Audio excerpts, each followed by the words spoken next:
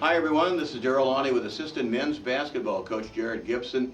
We're going to talk men's hoops today, obviously, and before we talk about last week's games and 2 home games which are coming up this week. Jerod, tell everyone what you do for head coach Craig Stanger. It's a long laundry list, isn't it? Yeah, quite a few things. I do a lot of our in-state recruiting,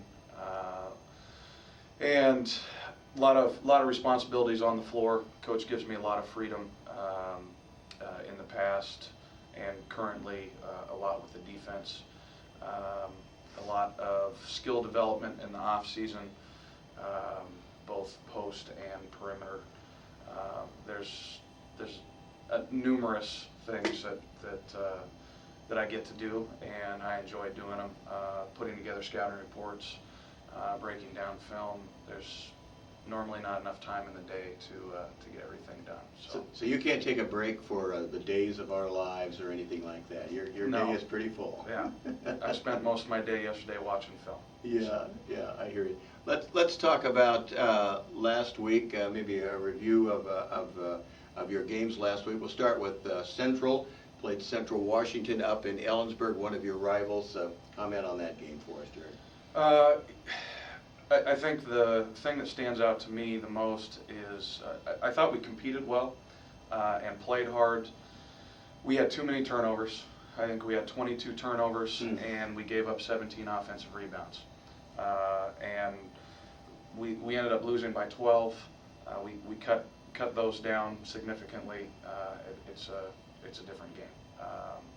But our kids played hard and competed well.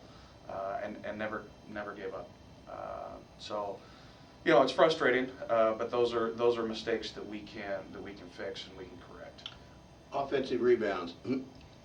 The reason being that your people didn't do a good job blocking out, or they have bigger people. Well, I think it's a combination of both. I think we missed some opportunities to box out. We need to do a more focused job on making contact when the shot goes up, and that's stuff you work on in practice, and being more consistent with that. Whether they have more size or not, I don't really think that matters too much. So most of the teams that we play are going to have some guys that are a little bit bigger than we are, but to me that's not an excuse. All right, very good. Western Washington comes in Saturday, and we gave them all the credit in the world on our video stream telecast. They're A, terrific team, and B, played a terrific game.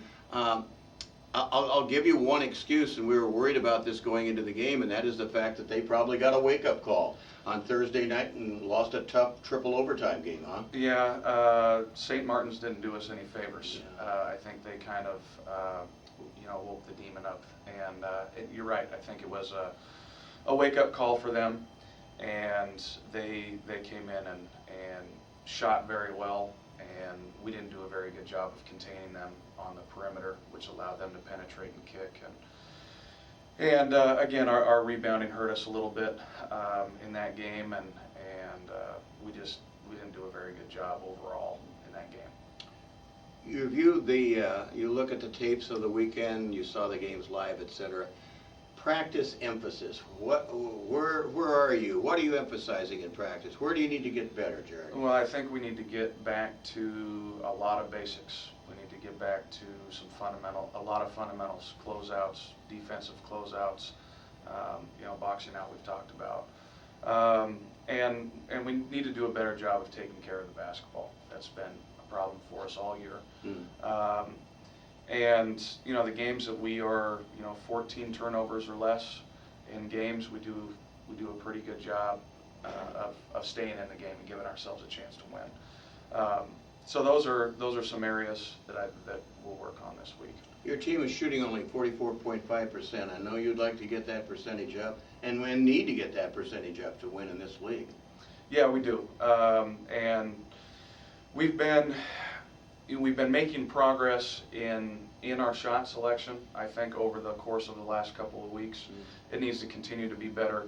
The offense that we run is kind of a motion type offense, and it takes a little bit of time to get used to. And we have a lot of new guys, a lot of young guys, and so it takes a little bit to get used to when is your opportunity to create, when do I need to look for the cutter, that kind of stuff. And so it's just, with the youth that we have and the new guys that we have, it's just getting used to that, and I think we'll get better. Seattle Pacific Thursday, Northwest Nazarene Saturday. How about Seattle Pacific, Jerry? Seattle Pacific is another tough team. I think they were picked either first or second preseason to finish first or second in our conference. Right.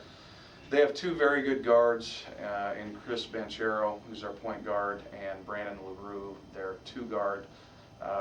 Both are very active defensively, very quick, and both can score in a variety of ways. And they also have a big kid, Rafael Moriera, 6'9" post, that's one of the top posts in our league. And then they've got some guys that can shoot the ball from the perimeter. They have Rob Diedrichs, who seems like he's been there forever.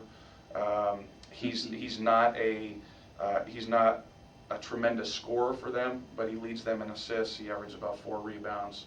At 6'8" at the wing, he does a lot of things for them that kind of make them go. So they're going to be very tough. I'm glad we have them at home, and we need to try to right the ship a little bit and get a couple at home here. Former coach at Western comes back to town Saturday. Tim Hills, of course, will be here. Northwest Nazarene. How about his team this year, Jerry? I think that they're better than they have been previously. They have some new faces as well with some of their guards. They have several Oregon kids.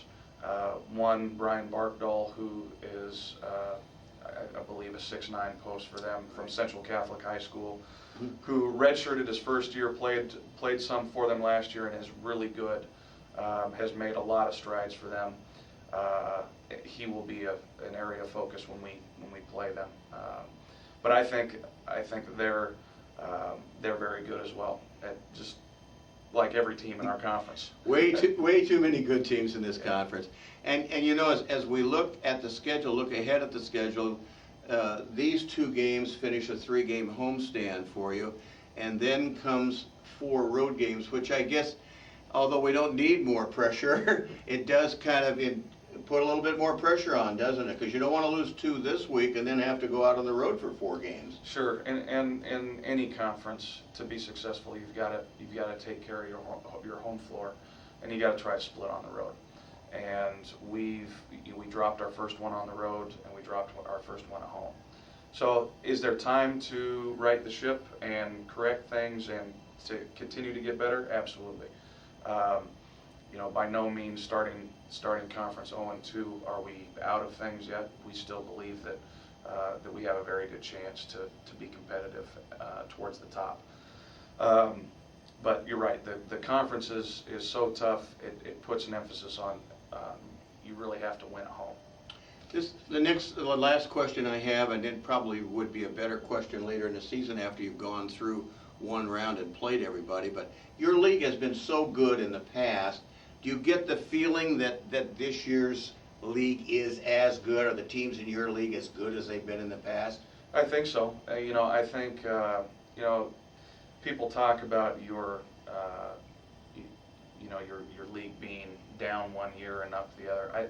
Our league is very competitive, top to bottom. It's always tough.